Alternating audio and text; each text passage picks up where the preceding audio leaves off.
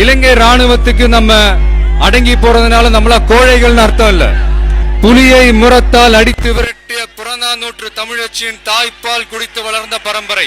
உலக வரைபடத்துல இலங்கைன்ற ஒரு இடமே இல்லாம போயிடும். பக்கத்து வீட்டுக்காரன் ஆச்சே, எந்த பிரச்சனையும் வானான்னு அடங்கி இருக்கும். எங்க பொறுமையை சோதிச்சிடாதீங்க. நம்ம குடும்பத்துல ஒரு அண்ணனை கொன்னுட்டா தம்பி எவ்வளவு வேகமா இருப்பானோ, ஒரு தம்பியை கொன்னுட்டா அண்ணன் என்ன கோவப்படுவானோ, ஒரு தாய் கண்ணீர் விட்டு அழும்போது அந்த மகன் என்ன வேதனைப்படுவானோ, அந்த வேதனையோட நான் வந்திருக்கேன். பல வருஷமா நம்ம தமிழ் மீனவர்களோட வாழ்க்கையோடும் உயிரோடும் விளையாடிக்கிட்டு இருக்காங்க.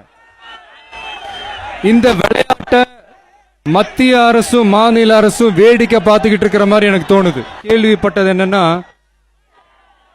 1000க்கும் மேற்பட்ட நம்ம தமிழ் மீனவர்கள் தாக்கப்பட்டதாகவும்